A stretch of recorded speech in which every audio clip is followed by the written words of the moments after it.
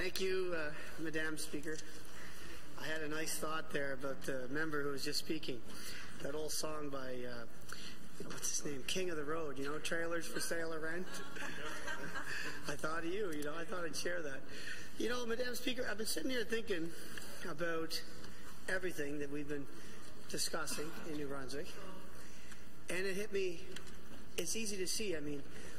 It's clear to me and to most people in New Brunswick that the government, regardless of what they're doing, regardless of whether it's good or bad or really bad, they've taken the idea that if they promote and market the guts out of what they're doing, everybody will just think it's a good idea.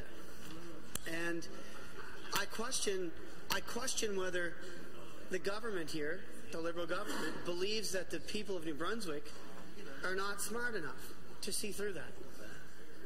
Why other reason would you promote 3,000 jobs when we probably lost 5,600 jobs? Why spend $400,000 on an ad campaign for jobs that were never created? These are the types of questions that all of us have on this side of the floor, and we can't help but have them. It's one thing to be partisan, and we all believe we're right.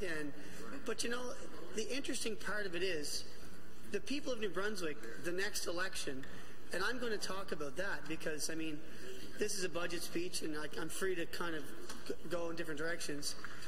But, it's clear to me that they're in campaign mode, complete campaign mode. So the next election is an interesting election for New Brunswickers. And there'll be a lesson learned from all sides the moment it's over. Because the question that New Brunswickers have to ask themselves is, if I'm going to have a business and I'm going to hire someone based on merit to run the business, let's imagine that the business is New Brunswick, because this is a business. And your choices are the member from Quispamsis or the member or the premier. You have to look at skill set, experience, and I think regardless of politics, in the private world, private sector, the member from Quispamsis would always be hired because of his experience and his skill. But New Brunswickers, what we have to deal with is we have to make that decision. And on this side of the floor, we believe that it's a much easier decision than is actually anticipated by some. But the question remains, the government has never stopped campaigning. They've been campaigning since the election. That must be tiresome at times, I would think. But at the same token, some would say, oh, it's very strategic. They never left campaign mode. Others would say, well, it's clear they're not governing. They're not governing the province. They're just doing photo ops and campaigning. But there's two sides to that story. Some critics would say it's smart, great for polls. Every time CRA's in the field, go spend 90 million here and 80 million here. So your ratings might go up a little bit. And there's some that like to suggest that the government actually has an insight into when they're going to be in the field. So what do New Brunswickers really have to look forward to? We have mines and gas industries that are doing nothing. We have shops closing down. We have people leaving New Brunswick. We have young people that openly tell me they don't have hope. And the Liberal Party loves the word hope and optimism and positivity and all this stuff. But at some point there's a reality in there, Madam Speaker. And I have 4 kids, and they're too young right now to really see that, because they're 3, 6, 9, 10. But down the road, I don't want my kids to automatically have to make decisions like, well, I'll take an education degree. There's 1,200 people taking education diplomas this year, and there's only going to be 4 jobs. So you know what they're looking at. They would be getting an education to leave the province. Teaching is a great profession. But when you look at the job market, for those that really, truly want to be a teacher, it's disappointing. And it's like that across the board. So what can New Brunswickers look forward to? They can look forward to another couple of months to 2.5 or a year and a half of full-blown campaigning, full-blown spending and full-blown taxation. Taxation on the backs of all New Brunswickers just because they're dead set on winning the next election. Because it's all about winning over there. It's not about New Brunswickers. It's not about the New Brunswickers that I see that can't pay the bills. The guys that didn't have a generator last week because they couldn't afford one, and they pretty well lucked in that it was, +2 instead of -20.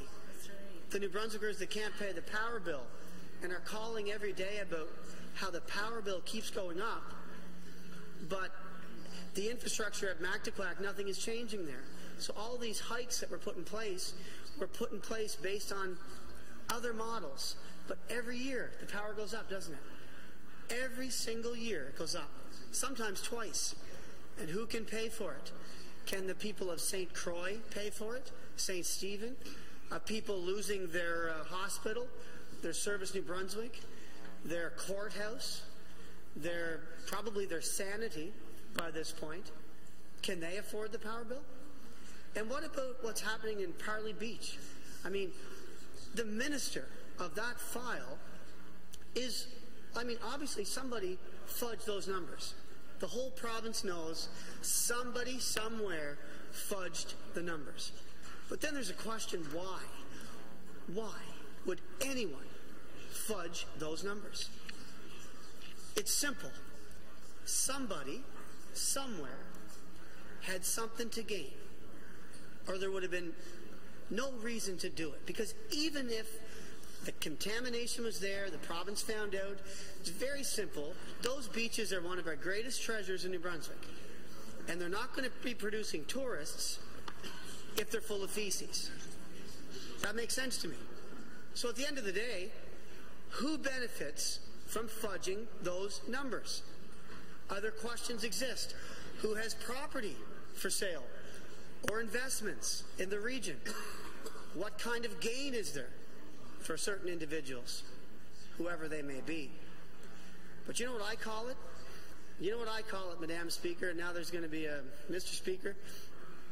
I call it corruption, because that's what it is. Some would say it's a strong word. I agree.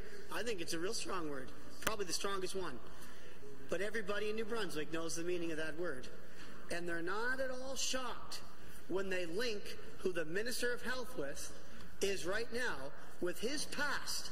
They just look at ATCON, and now they look at contamination.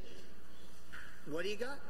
Same guy, same corruption, same scandal. Maybe it's even a conflict. Might have to look into that. I'll tell you, Mr. Speaker, we come in here and we ask questions. We ask questions that the people of New Brunswick want to know the answer to, because it matters to them. And all we get is, snide comments and platitudes and a bunch of charisma on nothing to do with the answers. And then we get, we'll answer the question in committee. So on this side we go, oh, that's great. We're going to get some answers. Let's go to committee. This is going to be awesome. Yeah, we don't get the answers in committee either. And lately, I proved a point in that, and I'm proud of that for all the heat I took over it. I asked a very simple question on Twitter, and I had everybody who mattered answering me within seconds. Some called it inappropriate, immature even, but I got the answer, didn't I? I got the answer that New Brunswick wanted to know. And the only reason they gave it is because they had to. Because in here they don't have to, do they, Mr. Speaker? We could ask questions all day. They're not going to answer them. And they're going to... I get a kick out of some of these budget raises, 2%. Well, inflation's 2%. Like, a lot of people can look at that and say, oh, well, yeah, you didn't really do anything. But they're going to celebrate it, and they'll likely spend $400,000 marketing it and put it in every airport and every Facebook blog, and we'll all read it, and, we'll be sickened by it as an opposition. But the best part of it is New Brunswickers are catching on, because New Brunswickers are ready. I believe New Brunswick is ready for a change in politics. And not the old change. Let's just get rid of them, put someone new in. I think they're ready for something that we're short on in this legislature, and it's facts. We're short on facts in here, and facts matter. Take the member from Hamilton Dalhousie. Here's a fact. He's been MLA there for a decade probably. Hamilton, their economy, that area, is shrinking. So do you know what the fact of the matter is? Here's a fact. Their economy is shrinking, and not because it's in the north, and not because it's PC or liberal, nothing to do with that. The direct correlation with Hamilton is that MLA's been there for 10 years, and they keep doing this. At some point, the people in that area are going to say, well, what can we link to this? Well, we've got that same MLA for a while. He's been here. What's he doing? Well, he can't be doing a whole lot. And, this week we find out that this is unprecedented, Mr. Speaker. I'm still laughing like I shouldn't laugh, but it's kind of funny. I mean, in 56 seconds, a member of this House gave 5 inaccuracies. In 56 seconds. This got to be a record. I mean, this has to be the record of the century. And Mr. Speaker, the member from Hamilton Dalhousie who achieved such a feat here not long ago, I've seen him do that 400 times. It's just that somebody finally said, we better pay attention to this guy. He's saying a lot of things. Let's check into it. What did they find out? None of it was true. It was so far off that even CBC was disgusted by it. And I always get worked up over CBC, but I had to give them hand up on that one. That was good. And on this side of the floor, I think we're going to say, well, we all better watch what we say from now on, because they're going to be checking facts everywhere. And it could be easy to slip the odd thing in that just, you're not completely accurate on, but 5 in less than a minute, that should be in the Guinness Book of World Records. 1 every 10 seconds. This is unbelievable, Mr. Speaker. I would like to propose that the arts people in New Brunswick create a theater show and call it a new, you remember that show, The Facts of Life? The Facts of Life, that show? I think they're going to make a new one, and they should put it on in the what's it called down the street here? The Playhouse. Great facility. Put it on there, and the member from Hamilton Dalhousie can be like the guest appearance or the big cameo role. I'd go watch it. The alternate Facts of Life. I mean, I would seriously pay to see it, because we know that he's going to knock it out of the park when it comes to that. Like, we just know that it's going to be funny and ridiculous and everything else. But what does it really mean, Mr. Speaker? We're in a province that we all want to see grow, do better. And then we got some MLA on a TV show given 5 inaccuracies in 56 seconds. I mean, the people in New Brunswick deserve better, and that member knows that. There's no need of that. And I hope he learned a lesson. I hope that he doesn't do that ever again, because obviously they're going to catch him next time too if he doesn't. He doesn't know the difference. And you see, Mr. Speaker, CBC has taught him a valuable lesson.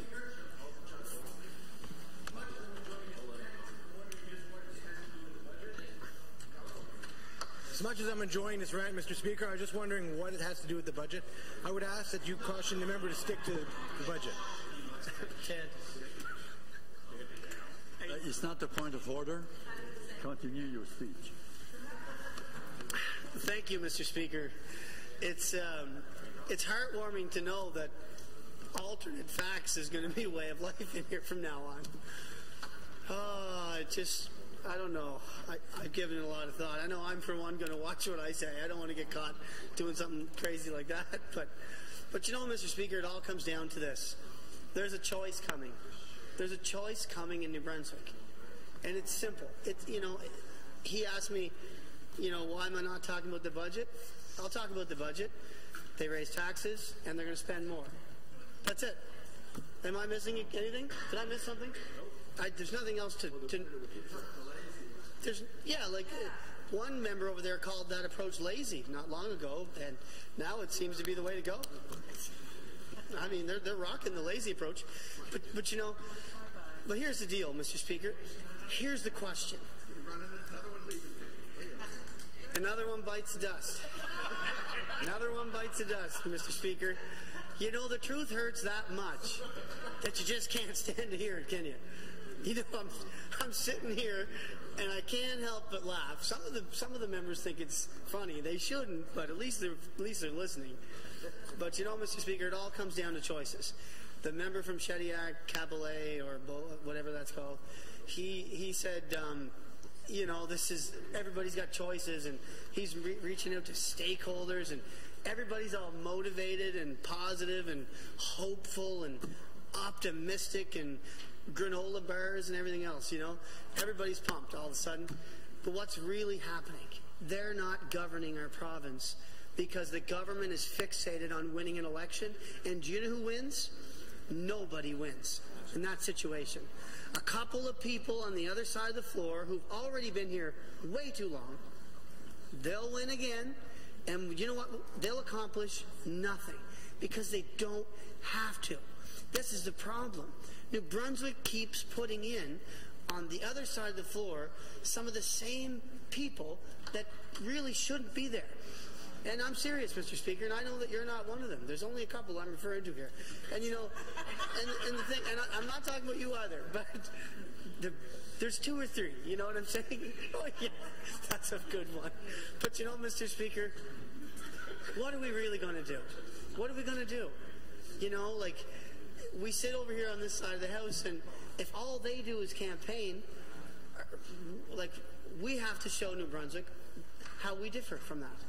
That's all we can really do, right? I mean, we can criticize their budget, and I've done that. They're just spending and taxing. That's nothing new. And if I talk about it, the media would say, oh, well, you know, that's typical PC talking about tax and spend. It's too easy for them. I agree. Who wants to see a tax and spend government? Nobody, but that's all they've done. So, I mean, what are they actually doing for New Brunswick? What are they doing for the people that can't pay their power bill? What are they doing about daycares? I've heard they're trying to put universal daycare in and shut down all the for-profit daycares.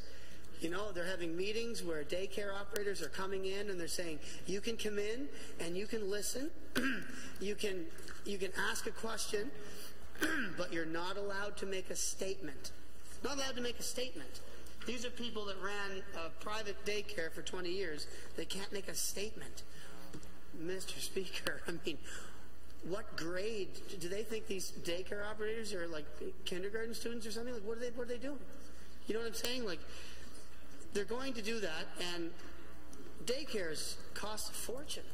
You know, as new education critic, I'm going to be talking about many different things, and one thing that I heard lately, it's shocking, really. You know, and my wife is a teacher, and I studied education at one point, and my friends, a lot of them are teachers, and I've got great respect for the profession. But PD days, Mr. Speaker, professional development days, are they important? Absolutely. When they're about training, when it's about improving teachers' ability to go in and teach. When it's about that, they're awesome. And you know what? You could have even more of them, because we want the best results for the kids. But can you imagine if in one area of the province, all the teachers were summoned to a PD day or afternoon, and when they get there, somebody's teaching them how to make a casserole. A casserole. You know, I got nothing against home ec, and I'm not good at making a casserole, and I like to eat it. The problem, though, teachers can make a casserole on their own time. That's an insult to them. Like, they take all this time off, and they go in and learn how to make a casserole. You know, and then we look at the scores we have. The goal we have is to improve the literacy rates, science, math, English, French, you know, all of it. But they're making casseroles on their professional development time. I don't agree with that. It wasn't my idea. I don't know why in, you know, God's name that would ever happen, but apparently it did. So this is another reason how they can't govern our province. Because knowing that, and I'm sure they knew, they could have went out and kiboshed that idea and make it about training. But they didn't. Look at the pipeline, Mr. Speaker. Where's the pipeline? No pipeline. Gone out and agreed with Ontario and Quebec. Right down on his hands and knees, kissing the ground that Kathleen Wynne and Collier and the rest of them are walking around on. Quebec doesn't want the pipeline. Why? They can't get everything out of it. Quebec isn't stupid. They know that if they stick their chest out, people like our Premier will listen and cater to that. And then eventually, the pipeline will end in Quebec. Because don't kid yourself, Mr. Speaker. Quebec and Ontario don't care what's going on here. They're worried about their own provinces, and that's okay. But we need the pipeline, and Quebec has to be told, get out of the way, like literally.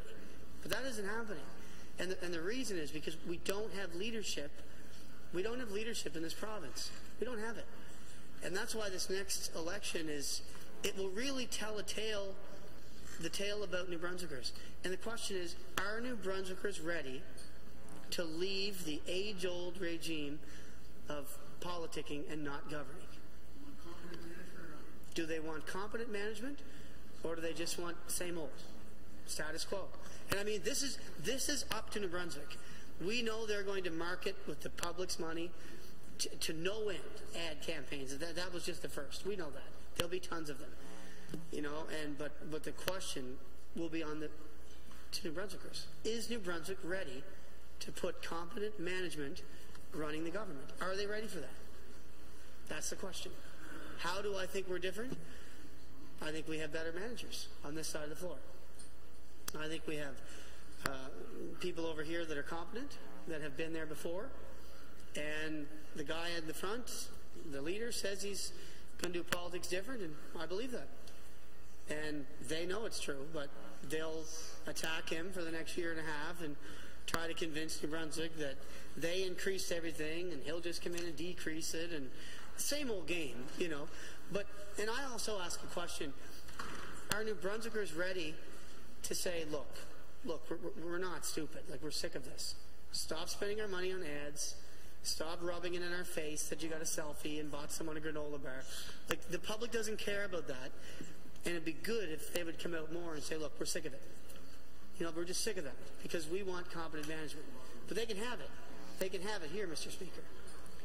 I'll give you another example of things this government isn't doing. And I'm going to put a little Miramichi flavor into this too while I'm on the floor here. Nursing home. Yeah, they've been promising a nursing home for 10 years. 10 years. Probably 20. We get the blame for not building it. But yet they've been promising it probably before I was born. You know what I'm saying? So here we are. They're going to build a 240-bed nursing home. We have two nursing homes in Chatham, Mount St. Joseph and the Miramichi Seniors Home. The Mount, too, has some affiliation with the Hospitalers of St. Joseph, and that has something to do with the church and all that. It's been there a long time. And the thing that's interesting is the Auditor General told New Brunswickers that P3 nursing homes are not producing the efficiencies and savings that they thought it would. And quite significantly the other way, as I read that report. So the government says, Miramichi wants a nursing home. Of course, they always want one. They deserve one. That's fine. So the government says, well, we're going to go out and announce a nursing home. But what's interesting is announcing it doesn't mean anything. Every single announcement they've made in Miramichi is for money that will be spent in 2019. So when they're not there, hopefully. But the thing about it is, Mr. Speaker, they're doing nothing in Miramichi. Nothing. And they're getting away with it. But they're not going to get away with it from me, because I'm going to go right into this now. They did an RFQ. I didn't know what that was. I do now. Request for qualifications. That's what it means. So you put out a few feelers and you see who's interested. who would like to manage the facility. So the local entities, probably the church and the two homes, got together and said, let's go in together. We've been doing this for 40 years now. We know how to run a nursing home. Let's bid on this. Let's make this a real Miramichi-run institution or nursing home. What happens? They didn't even qualify. Do you know why? Because they were a not-for-profit nursing home, like the one we built in Edmundston, I believe it is. So what's it tell you? Well, it tells you that the two ministers from Miramichi have upset everybody that works at those homes, the administrations of both of them, and potentially one of the churches. You know? And I'm not hearing much about it because the public doesn't really seem to know the truth. So, Mr. Speaker, here's the truth. Shannix is coming in there to do that home, and everybody knows it. Some question who is their lawyer. Some question that there's actually an MLA in here that used to represent them. I get that question. I'd like to know if that's true. I'll tell you the truth. But I mean, if Shannix comes in and gets that contract, it proves this. The local entities were not even qualified. They're telling them, which is horrible, because they are qualified. But what it really means is the government was dead set on building a P3 home as opposed to the normal, whatever, not-for-profit, the ones that we normally have. One like that I have in Boystown. So what happens is Shannix will come in, like they do, build another nursing home, despite the fact the Auditor General advises against that, against the P3s I'm referring to. So Miramichiers are still waiting for a shovel in the ground, and they're not going to get one until about 2 weeks before the election. And I know they'll put a backhoe in there and dig a hole and cut a ribbon, and we'll all be better off for it, of course. Oh, here we go.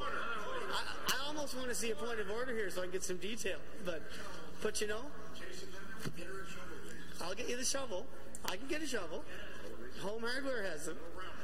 But you know, Mr. Speaker, so in the end, the public doesn't know any of this, and it's deathly quiet. Deathly quiet while the hospital beds are full of ALC patients. Entire wings of the hospital are full. So you can't get care at the hospital because they don't have any beds. That's not a myth, and it's not just in Miramichi either. But here's a government, guys, can you tell them to stop? I can't hear. So, but what happens, Mr. Speaker, is the public doesn't know what's happening. I don't know. I'm telling you what I heard. Maybe that's my job. Maybe it isn't. I'm doing it. So, in the end, Miramichi does not get a nursing home. Local entities do not get to bid and are told they're not qualified. And we're about to build the exact type of nursing home that the Auditor General of this province advised us against. Is that good management? Is that good management? That's a question. It's a question for all New Brunswickers. It's a question for Miramichiers. It's terrible management. We know it. Everybody knows it. But, you know, there's facts to check at CBC, and there's lots to sell at Parley Beach, and there's alternate facts. We're even going to do a show here at the Playhouse starring the member from Campbellton, Dalhousie. You know, there's a lot going on in New Brunswick. You know, I think the Minister of Education is going to play guitar for it when he comes in, makes his entrance. But you know, Mr. Speaker, the whole thing about it is, what can I really say about the budget other than they're spending more and taxing more? That's all of it. I mean, that's every bit of it. And they think it's incredible. I don't know, like, what do you say to that? What do New Brunswickers say when their government thinks it's a good idea to spend $300 million on corporate welfare, lose 6,800 jobs, and then put an ad up and say that we got 3,000 new ones? Like, what are they supposed to think? I mean, anybody with a calculator will just go, wait a minute, this doesn't make any sense, you know? Look, alternate numbers even. So then they're going to have to get an alternate calculator, you know, because then they're going to spend nearly $500,000 to market this thing and promote it. So what are they really doing, Mr. Speaker? I think we need an alternate government. I'm going to propose it, and I think it should be us. I think we could do it. I think we could do a good job here. You know, so what have we covered? We covered taxing, spending, scandals, lots for sale, conflicts, corruption, a lot of good stuff, really. I mean, there's just a lot of good things going on in New Brunswick if you like that type of thing. You know, so what's it come down to, Madam Speaker? I'm glad you're back. You know, but I'm just wondering, like, are the province and the people in it, are they ready to shift away from typical, stereotypical politics? Are they ready to do it? I believe they are. And I believe it's up to us on this side of the floor to show them that we're a better fit for the needs of the people of this province. That's up to us. And we have to do that. And, you know, that's hard. Brian, the Minister of Education wants to, he's going to be part of the marketing plan, I think. But you know, Madam Speaker, I just can't believe that I don't have anything to talk about in here. You know, what the public wants to know is the government implementing universal daycare? They want to know that. Is the government going to fudge the numbers down there in Shediac so everybody can go swimming, even though it might not be safe?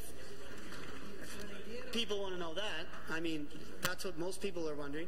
Some want to know if certain members are caught in conflicts of interest and how quickly we'll go and fill out all the affidavits. You know, there's that too. You know, they changed the Conflict Act and got rid of the commissioner and privacy commissioner, and then somebody leaked a bunch of documents. Like, this is the made in New Brunswick story, you know. They're all leaving again, Madam Speaker. You know, the truth really does hurt, doesn't it? The truth hurts. I agree with that. The member from Campbellton Dalhousie, he's the epitome of what not to do on the political panel, isn't he? Like, thanks to the minister from Campbellton Dalhousie, he's actually helped us, you know. Yes. He's gone on there, gave 5 inaccuracies in less than a minute, and proven that that's something we shouldn't be doing. Any of us. I don't think any of us are, but he certainly was. But now the CBC, I hope they're going to continue to do that. I want them to do the fact check all the time. I think it's great, you know, and he's a trailblazer, the member from Campbellton Dalhousie. He's really setting the bar high this time. But Campbellton's economy is still tanking, and we have to admit it has something to do with him too. So it's all correlated, you see, if you look at it for what it is. I mean, you see Campbellton is shrinking. He's telling inaccuracies in less than a minute. It all adds up together. I mean, it's just, you can just see it there. It's just perfectly, it's a direct correlation, and it's like a relationship to each other. So, you know, Madam Speaker, this is one of the harder speeches I've given in my life, because there's nothing I can say about the budget other than they've taxed more and spent more. That's all there is to know. So if you're the type of New Brunswicker that thinks, that's awesome, well, you'll be really happy about it. But that's all they did, you know, so it's, what can you do? I mean, New Brunswickers can't feel pride when their wallets are empty all the time because they want to pave more roads. And everybody knows, Madam Speaker, everybody knows what's happening here. Look at the bypass on Route 11. The people in Glenwood and Redmondville and inside the city limits, they don't want the bypass. They don't mind parts of the Route 11 getting fixed. It is a dangerous road in places. They don't mind that. But in Miramichi, the public was geared up for moose fencing, passing lanes, and added safety and precaution. So maybe they only could have spent, you know, 10 million or 5, and now they're going to spend 90 on something that will put all the businesses out of business, and to boot, nobody wants it. Wait, somebody wants it. Who would benefit from $90 million worth of asphalt, Madam Speaker? Who would benefit? Who would benefit? There's a question. It's easy. The construction companies would benefit, and you couldn't blame them for liking that opportunity. You couldn't blame them. I have no problem with it. But it all comes down to their plan. pave everything, and then the construction companies will grease us up real good for the election run. We'll be well funded. There'll be asphalt everywhere. And that's the whole plan, the re-election plan. That's all it is. So it's all just about asphalt, getting votes, getting donations. Yeah, like, you know, this is what we're dealing with. So all those businesses like the Portage and the Patterson business and the all those other businesses along there, Capers and Max Seafood, there's tons of businesses. None of them want it. How does a government tell all of those businesses that we're going to inadvertently hurt your business, some will go out of business, but it's okay because we want to pave everything because we're going to get greased up good for the election? That's a made in New Brunswick story, and it's happening right now. Right now, Madam Speaker. You know, I think they should pave the Route 108. Just make it a 90 zone. You don't need any extra lanes, and we could get more traffic from Quebec and Maine and Plaster Rock and all those areas. That's great. That would actually drive money into Miramichi City. But the two ministers over there haven't figured that out. They'd sooner put a bypass and put everybody out of business as long as the coffers are good and greased up for the election. So what drives tourists into Miramichi? Simple.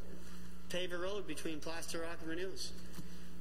Do the northern bypass and fix the Anderson Bridge. For Pete's sake. I mean, Madam Speaker, ambulances are being held up. Like, I can't believe that's not the #1 priority. And I mean, this is constructive criticism from me. It's not the minister from Chatham's fault that the bridge is no good. It's not his fault. It's not mine. It's not yours. We just need a new bridge. That's all it is. $90 million on a bypass nobody wants, when the bridge that connects Fredericton to Miramichi and Bathurst and the rest of New Brunswick, we need a replacement there. So what are they going to do? They're going to do a little patch job up the southwest and drive all the transports over this little bridge up in Strathaddam or wherever it is. You know, maybe they could talk to Eelground and the new bridge for the Anderson Bridge that they're not doing. They could actually discuss with First Nations people, and maybe one end of that bridge would be on Eelground soil. Maybe there's federal money for that. Maybe they could think outside the box. But that's difficult, isn't it, Madam Speaker? Because when all you want to do is make sure your riding association is greased up with the donations of construction companies that are licking their lips out on Route 11 while everybody else's business is closing, you can't think out of the box then, can you? That's hard to think out of the box because they want to win. And if they're fully funded, it'll be easier to win. To the detriment of every business on Route 11. Every single one of them. And they're not listening. And I've seen two different stories from the Chamber of Commerce. I don't even know who's for it or who's against it. But I'm going to tell you what, I'm against it. Because it's wrong. And it's not about job creation. And it's not about safety. Why build something that allows everybody to bypass the companies in your city? Why do it? Oh, we need safety. 90 million just to put 40 businesses out of business? Hello? How about some moose fencing and a passing lane or two? That would have done it. Then you could have actually spent money on the Anderson Bridge, which is more important than everything else right now. The nursing home and the Anderson Bridge. That should have been their priorities. But they don't listen to the Auditor General. They disqualified all the local bidders, slapped Miramichiers right in the face. Right in the face. You know, and it's wrong. And I'm going to tell you, I'm going to go out and campaign on that every day now. I'm going to live on the radio station. Miramichiers are going to be sick of hearing me because I'm going to tell them everything that they're doing and everything that they're not doing, and I'm going to do it every single day because it's right. They're wrong. They're the worst government we've ever had, and we're going to put them out. We're going to put them out because we're going to do it the right way. And Madam Speaker, it's been a pleasure. Really nice to have you up there. As for that, I heard one comment about the Heart Centre, and I'll leave with this. There wouldn't be a Heart Centre if it wasn't for Dr. Jim Parrott. Thank you.